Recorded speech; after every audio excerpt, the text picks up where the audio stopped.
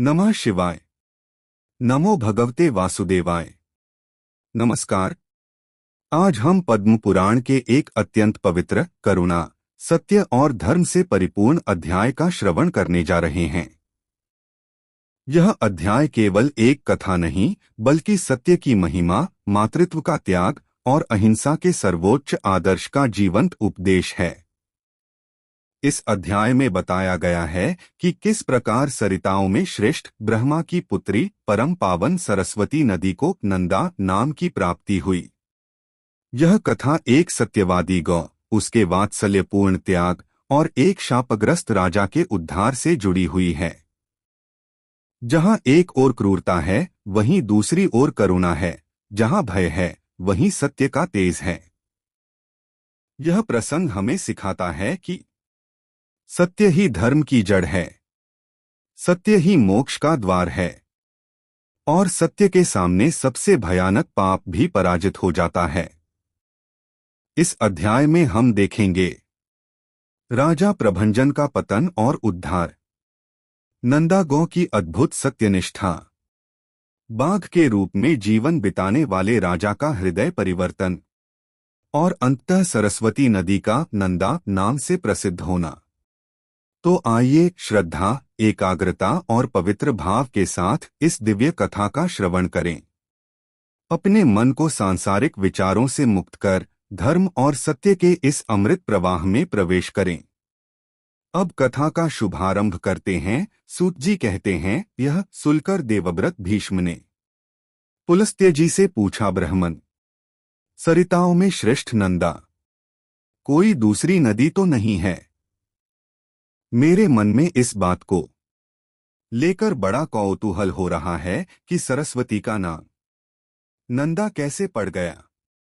जिस प्रकार और जिस कारण से वह नंदा नाम से प्रसिद्ध हुई, उसे बताने की कृपा कीजिए। भीष्म के इस प्रकार पूछने पर पुलस्त्य जी ने सरस्वती का नंदा नाम क्यों पड़ा, इसका प्राचीन इतिहास सुनाना आरंभ किया। वे बोले, भीष्म, पहले की बात है, पृथ्वी पर प्रभंजन नाम से प्रसिद्ध एक महाबली राजा हो गए हैं। एक दिन वे उस वन में मुगों का शिकार खेल रहे थे। उन्होंने देखा, एक झाड़ी के भीतर मृगी खड़ी है। वह राजा के ठीक सामने पड़ती थी। प्रभंजन ने अत्यंत तीक्ष्ण बाण चलाकर मृगी को बींध डाला। आहत हरिणी ने चकित होकर चारों ओर दृष्टिपात किया। फिर हाथ में धनुष बाण धारण किए राजा को खड़ा देख वह बोलियो, मूढ़, यह तूने क्या किया? तुम्हारा यह कर्म पापपूर्ण है। मैं यहां नीचे मुंह किए खड़ी थी और निर्भय होकर अपने बच्चे को दूध पिला रही थी। इसी अवस्था में तूने इस वन के भीतर मुझ निरपराध हरिणी को अपने वजभज के समान बाण का निशाना बनाया है। तेरी बुद्धि बड़ी खोटी है, इसलिए तू कच्चा मांस खाने वाले पशु की योनि में पड़ेगा। इस कंठ का कीर्ण वन में तू व्याप्त हो जा। मृगी का यह शाप सुनकर सामने खड़े हुए राजा की संपूर्ण इंद्रियां व्याकुल हो उठीं। वे हाथ जोड़कर बोले, कल्याणी, मैं नहीं जानता था कि तू बच्चे को दूध पिला रही है। अनजान में मैंने तेज वध किया है। आथ मुझ पर प्रसन्न हो। मैं व्याप्रयोनि को त्याग कर पुनः मनुष्य शरीर को कब प्राप्त करूंगा? अपने इस शाप के उद्धार की अवधि तो बता दो। राजा के ऐसा कहने पर मृगी बोली, राजन, आज से 100 वर्ष बीतने पर यहाँ नंदा नाम की एक गो आएगी। उसके साथ तुम्हारा वार्तालाप होने पर इस शाप का अंत हो जाएगा। पुलस्त्य जी कहते हैं, मृगी के कथनानुसार राजा प्रभन व्याप्त हो गए। उस व्याप्र की आकृति बड़ी ही घोर और भयानक थी। वह उस वन में काल के वशीभूत हुए मृगों, अन्य चौपायों तथा मनुष्यों को भी मार मार कर खाने और रहने लगा। वह अपनी निंदा करते हुए कहता था, हाय, अब मैं पुनः कब मनुष्य शरीर धारण करूंगा। अब से नीच योनि में डालने वाला ऐसा निंदनीय कर्ममहान पाप नहीं करूंगा। अब इस योनि में मेरे द्वारा पुण्य नहीं हो सकता। एकमात्र हिंसा ही मेरी जीवन वृत्ति है, इसके द्वारा तो सदा दुहक ही प्राप्त होता है। किस प्रकार मृगी की कही हुई बात सत्य हो सकती है। जब व्याप्र को उस वन में रहते 100 वर्ष हो गए, तब एक दिन वहां गोओं का एक बहुत बड़ा झुंड उपस्थित हुआ। वहां घास और जल की विशेष सुविधा थी, वही गौओं के आने में कारण हुई। आते ही गौओं के विश्राम के लिए बाड़ लगा दी गई। ग्वालों के रहने के लिए भी साधारण घर और स्थान की व्यवस्था की गई। गोचर भूमि तो वहां थी ही। सबका पड़ाव पड़ गया। वन के पास का स्थान गौओं के रंभाने की भारी आवाज से गूंजने लगा। मतवाले गोप चारों ओर से उस गोसमुदाय की रक्षा करते थे। गौओं के झुंड में एक बहुत ही दृष्टपुष्ट तथा संतुष्ट रहने वाली गाय थी, उसका नाम था नंदा। वही उस झुंड में प्रधान थी तथा सबके आगे निर्भय होकर चला करती थी। एक दिन वह अपने झुंड से बिछुड़ गई और चरते चरते पूर्वोक्त व्याप्र के सामने जा पहुंची। व्याप्र उसे देखते ही खड़ी रह कहता हुआ उसकी ओर दौड़ा और निकट आकर बोला, आज विधाता ने तुझे मेरा ग्रास नियत किया है, क्योंकि तू स्वयं यहाँ आकर उपस्थित हुई है। व्याप्र का यह रोंगटे खड़े कर देने वाला निष्ठर वचन सुनकर उस गाय को चंद्रमाकन समान कांति वाले अपने सुंदर बछड़े की याद आने लगी। उसका गला भर आया। वह गदगद स्वर से पुत्र के लिए उडलार करने लगी। उस गौ को अत्यंत दुखी होकर क्रंदन करते देख व्याप्र बोला, अरी गाय, संसार में सब लोग अपने कर्मों का ही फल भोगते हैं। तू स्वयं मेरे पास आ पहुंची है, इससे जान पड़ता है तेरी मृत्यु आज की नियत है। फिर व्यर्थ शोक क्यों करती है। अच्छा, यह तो बता तू रोई किस लिए। व्याप्र का प्रश्न सुनकर नंदा ने कहा, व्यापन, तुम्हें नमस्कार है, मेरा सारा अपराध क्षमा करो। मैं कटी सम शून्य जानती हूं, तुम्हारे पास आए हुए प्राणी की रक्षा असंभव तो मेरी एक दिन होगी ही, फिर उसके लिए क्या चिंता। किंतु मृगराज, अभी नई अवस्था में मैंने एक बछड़े को जन्म दिया है। पहली बियान का बच्चा होने के कारण वह मुझे बहुत ही प्रिय है। मेरा बच्चा अभी दूध पीकर ही जीवन चलाता है। घास को तो वह सूंघता भी नहीं। इस समय वह गोष्ठ में बंधा है और भूख से पीड़ित होकर मेरी राह देख रहा है। उसी के लिए मुझे बासंबार शोक हो रहा है। मेरे न रहने पर मेरा बच्चा कैसे जीवन धारण करेगा। मैं पुत्र स्नेह के वशीभूत हो रही हूं और उसे दूध पिलाना चाहती हूं।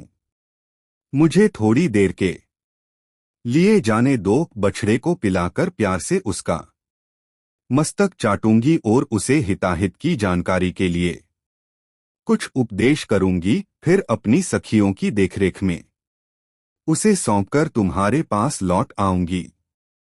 उसके बाद तुम इच्छानुसार मुझे खा जाना। ननंदा की बात सुनकर व्याप्र ने कहा, अरे, अब तुझे पुत्र से क्या काम है। नंदा बोली, मृगेंद्र, मैं पहले फल बछड़ा ब्याई हूं, आथ उसके प्रति मेरी बड़ी ममता है, मुझे जाने दो। सखियों को, नन्हे बच्चे को, रक्षा करने वाले ग्वालों और गोपियों को तथा विशेषतः अपनी जन्मदायिनी माता को देखकर उन सबसे विदा लेकर आ जाऊंगी। मैं शपथपूर्वक यह बात कहती हूं। यदि तुम्हें विश्वास हो तो मुझे छोड़ दो। यदि मैं पुनः लौटकर न आऊं तो मुझे वही पाप लगे जो ब्राह्मण तथा माता पिता का वध करने से होता है। व्याधों, म्लेच्छों और जहर देने वालों को जो पाप लगता है वही मुझे भी लगे।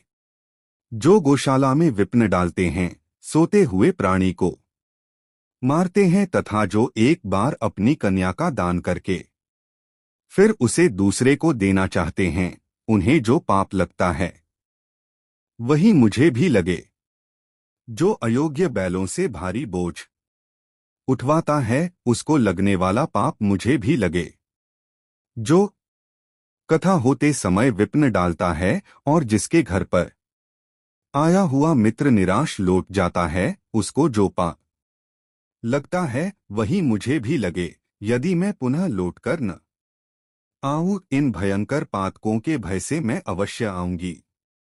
नंदा की ये शपथें सुनकर व्याप्र को उस पर विश्वास हो गया।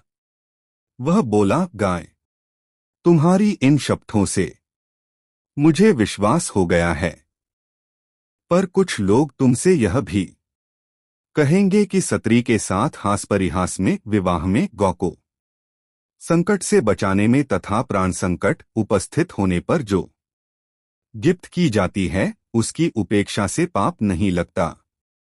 किंतु तुम इन बातों पर विश्वास न करना। इस संसार में कितने ही ऐसे नास्तिक हैं जो मूर्ख होते हुए भी अपने को पंडित समझते हैं। वे तुम्हारी बुद्धि को क्षण भर में भ्रम में डाल देंगे। जिनके चित्त पर अज्ञान का पर्दा पड़ा रहता है, वे क्षुद्र मनुष्य कुतर्कपूर्ण युक्तियों और दृष्टांतों से दूसरों को मोह में डाल देते हैं। इसलिए तुम्हारी बुद्धि में यह बात नहीं आनी चाहिए कि मैंने शपथों द्वारा व्याप्र को ठग लिया। तुमने ही मुझे धर्म का सारा मार्ग दिखाया है। अतः इस समय तुम्हारी जैसी इच्छा हो करो। नंदा बोली, साधो, तुम्हारा कथन ठीक है। तुम्हें कौन ठग सकता है? जो दूसरों को ठगना चाहता है वह तो अपने आप को ही ठगता है। व्याघ्र ने कहा, गाय, अब तुम जाओ। पुत्रवत्सले, अपने पुत्र को देखो, दूध पिलाओ, उसका मस्तक चाटो तथा माता, भाई, सखी, स्वजन एवं बंधु बांधवों का दर्शन करके सत्य को आगे रखकर शीघ्र ही यहां लौट आओ। पुलस्त्य जी कहते हैं, वह पुत्रवत्सला धेनु बड़ी सत्यवादिनी थी। पूर्वोक्त प्रकार से शपथ करके जब वह व्याप्र की आज्ञा ले चुकी, तब गोष्ठ की ओर चली। उसके मुख पर आंसुओं की धारा बह रही थी। वह अत्यंत दीन भाव से कांप रही थी। उसके हृदय में बड़ा दुख था। वह झशोक के समुद्र में डूबकर बारंबार डैंकराती थी। नदी के किनारे गोष्ठ पर पहुंचकर उसने सुना, बछड़ा पुकार रहा है। आवाज कान में पड़ते ही वह उसकी ओर दौड़ी और निकट पहुंचकर नेत्रों से आंसू बहाने लगी। माता को निकट पाकर बछड़े ने श्रद्धित होकर पूछा, मां, आज क्या हो गया है? मैं तुम्हें प्रसन्न नहीं देखता। तुम्हारे हृदय में शांति नहीं दिखाई देती। तुम्हारी दृष्टि में भी व्यग्रता है। आज तुम अत्यंत डरी हुई दीख पड़ती हो। नंदा खोली, बेटा, स्तनपान करो। यह हम लोगों की अंतिम भेंट है। अब से तुम्हें माता का दर्शन दुर्लभ हो जाएगा। आज एक दिन मेरा दूध पीकर कल सवेरे से किसका पियोगे? वत्स, मुझे अभी लौट जाना है। मैं शपथ करके यहां आई हूं। भूख से पीड़ित बाघ को मुझे अपना जीवन अर्पण करना है। बछड़ा बोला, मां, तुम जहां जाना चाहती हो वहां मैं भी चलूंगा। तुम्हारे साथ मेरा भी मर जाना ही अच्छा है। तुम न रहोगी तो मैं अकेले भी तो मर ही जाऊंगा। फिर साथ ही क्यों न मरूं दो। यदि बाघ तुम्हारे साथ मुझे भी मार डालेगा तो निश्चय ही मुझको वह उत्तम गति मिलेगी जो मातृभक्त पुत्रों को मिला करती है। आथ, मैं तुम्हारे साथ अवश्य चलूंगा। माता से बिछुड़े हुए बालक के जीवन का क्या प्रयोजन है? केवल दूध पीकर रहने वाले बच्चों के लिए माता के समान दूसरा कोई बंधु नहीं है। माता के समान रक्षक, माता के समान आश्रय, माता के समान स्नेह, माता के समान सुख तथा माता के समान देवता इहलोक और परलोक में भी नहीं है। यह ब्रह्मा जी का स्थापित किया हुआ परम धर्म है। जो पुत्र इसका पालन करते हैं उन्हें उत्तम गति प्राप्त होती है। नंदा ने कहा, बेटा, मेरी ही मृत्यु नियत है, तुम वहां न आना। दूसरे की मृत्यु के साथ अन्य जीवों की मृत्यु नहीं होती, जिसकी मृत्यु नियत है उसी की होती है। तुम्हारे लिए माता का यह उत्तम एवं अंतिम संदेश है।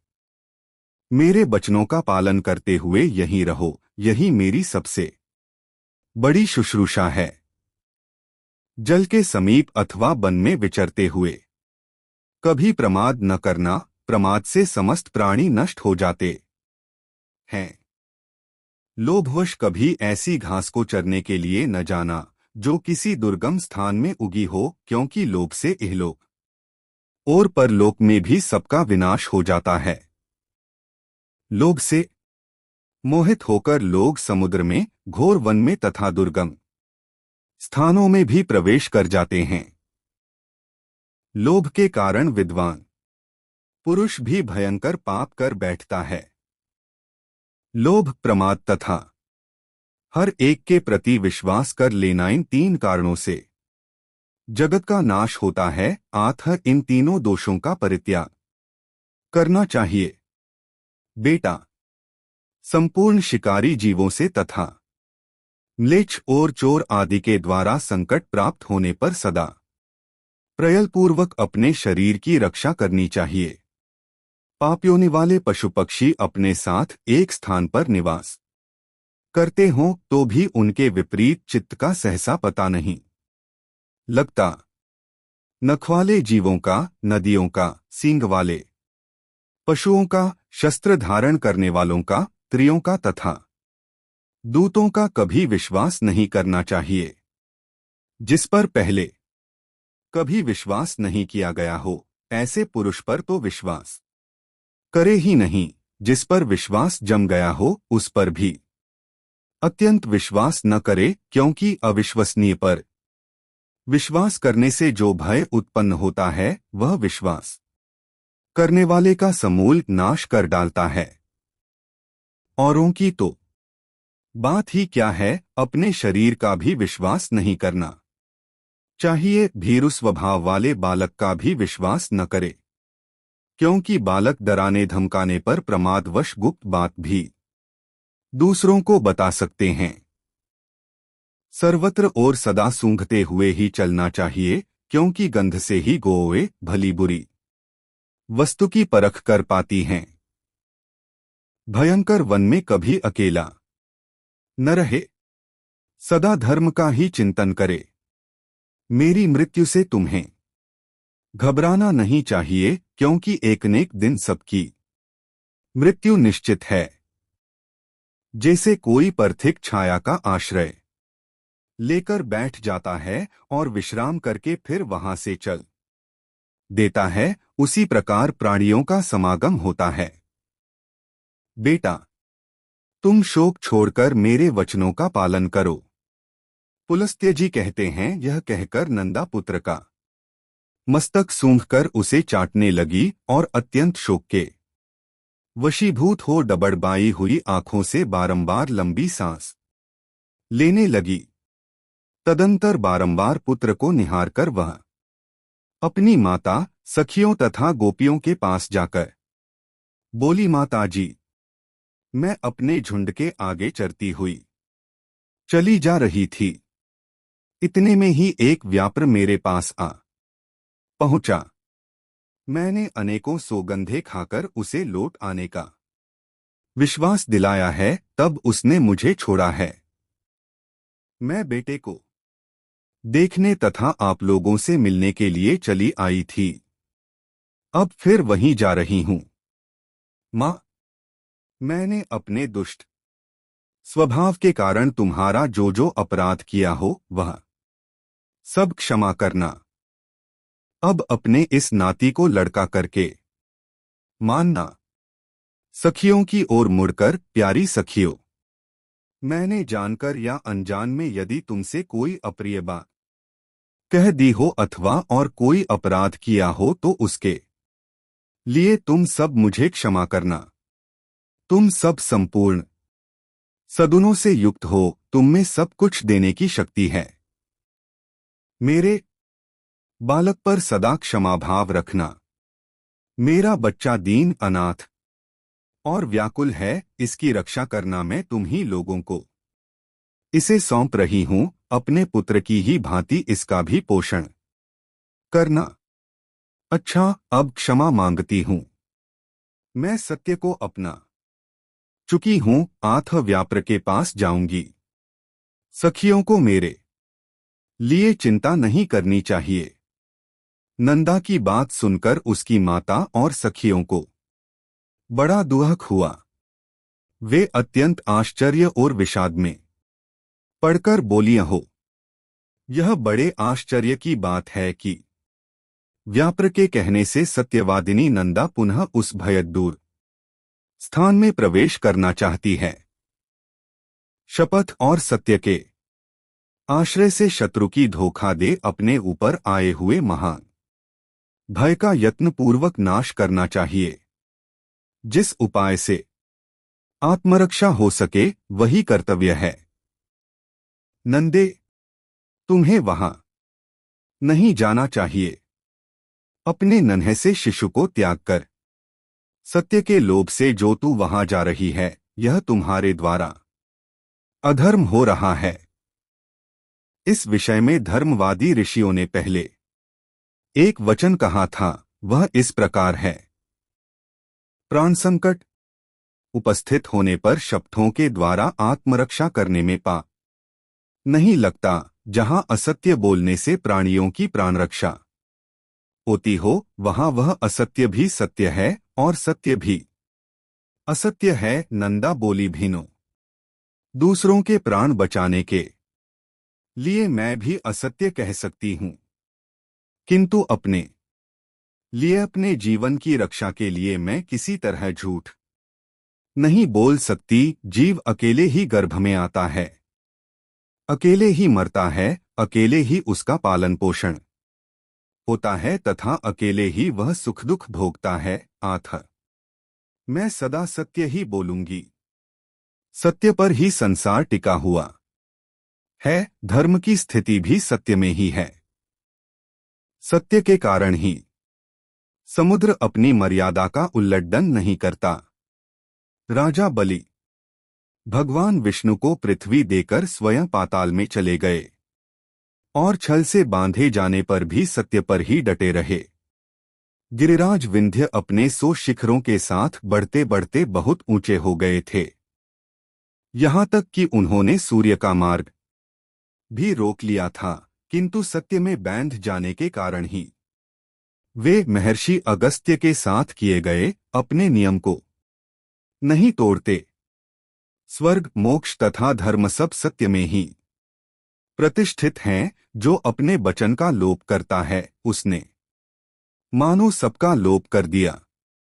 सत्य अगाध जल से भरा हुआ तीर्थ है। जो उस शुद्ध सत्यमय तीर्थ में स्नान करता है, वह सब पापों से मुक्त होकर परम गति को प्राप्त होता है।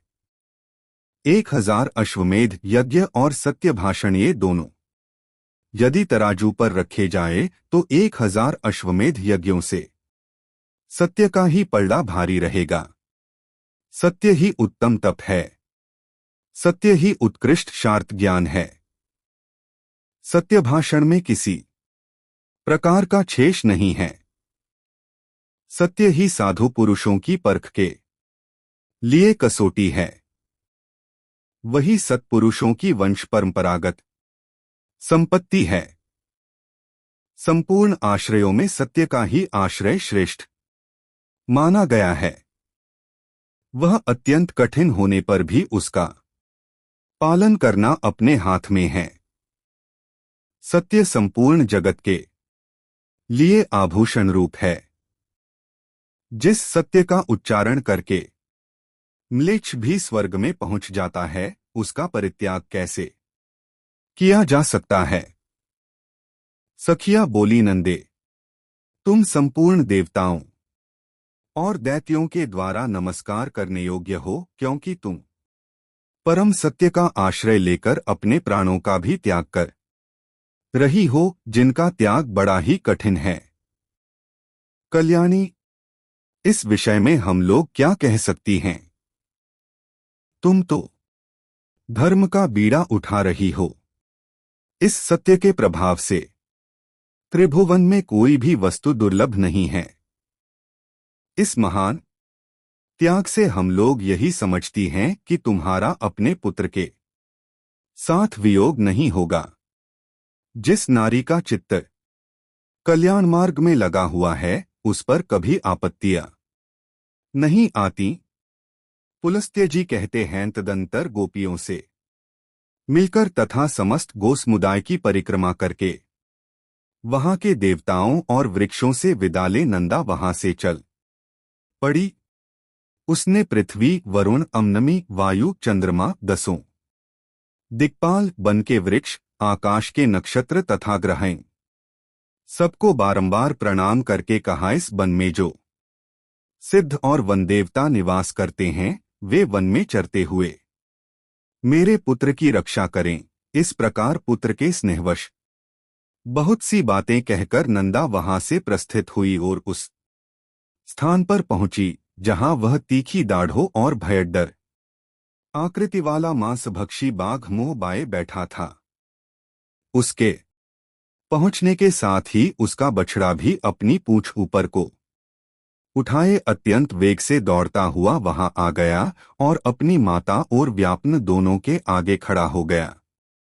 पुत्र को आया देख तथा सामने खड़े हुए मृत्युरूप बाघ पर दृष्टि डालकर उस गौ ने कहा, मृगराज, मैं सत्य धर्म का पालन करती हुई तुम्हारे पास आ गई हूं। अब मेरे मांस से तुम इच्छानुसार अपनी तृप्ति करो। व्याप्त बोला, गाय, तुम बड़ी सत्यवादिनी निकली। कल्याणी, तुम्हारा स्वागत है। सत्य का आश्रय लेने वाले प्राणियों का कभी कोई अमड्रभल नहीं होता।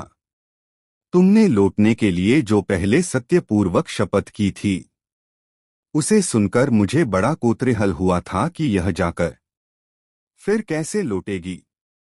तुम्हारे सत्य की परीक्षा के लिए ही मैंने पुनः तुम्हें भेज दिया था, अन्यथा मेरे पास आकर तुम जीती जागती कैसे लौट सकती थी।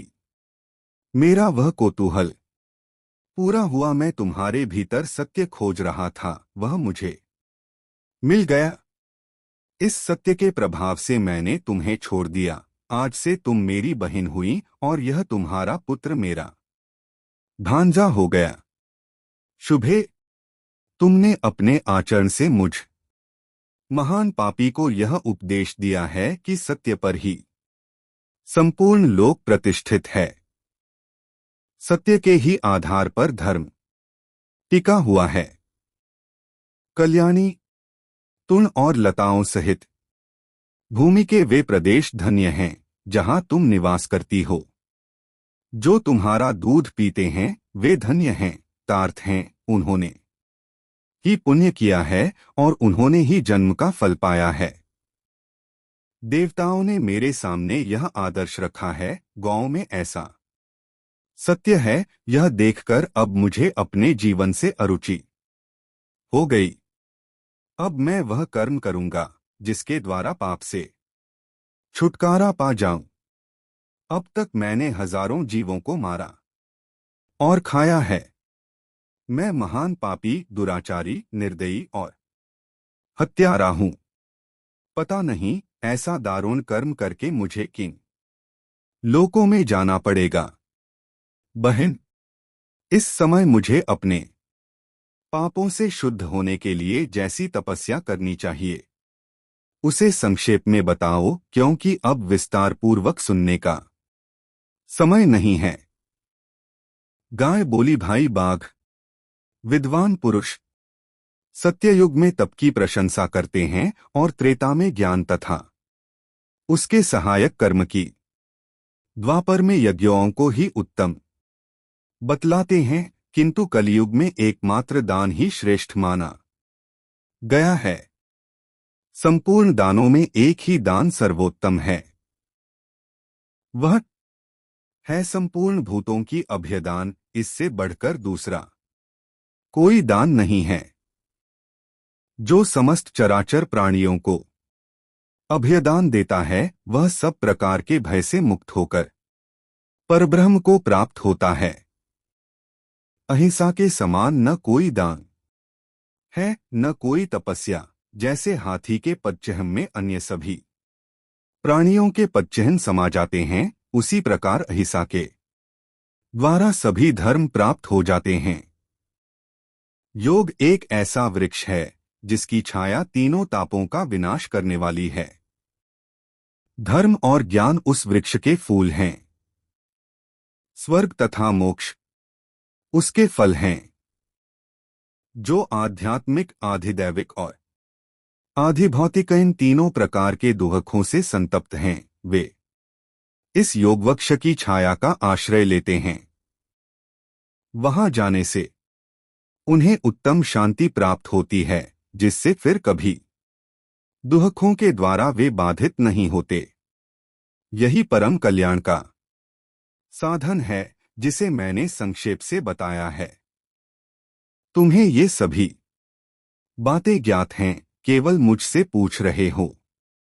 व्यापन ने कहा, पूर्व काल में मैं एक राजा था, किंतु एक मृगी के शाप से मुझे बाघ का शरीर धारण करना पड़ा। तब से निरंतर प्राणियों का वध करते रहने के कारण मुझे सारी बातें भूल गई थीं। इस समय तुम्हारे संपर्क और उपदेश से फिर उनका स्मरण हो आया है। तुम भी अपने इस सत्य के प्रभाव से उत्तम गति को प्राप्त होगी। अब मैं तुमसे एक प्रश्न और पूछता हूं। मेरे सौभाग्य से तुमने आकर मुझे धर्म का स्वरूप बताया, जो सत्पुरुषों के मार्ग में प्रतिष्ठित है। कल्याणी, तुम्हारा नाम क्या है? नंदा बोली, मेरे यूथ के स्वामी का नाम नंद है। उन्होंने ही मेरा नाम नंदा रख दिया है।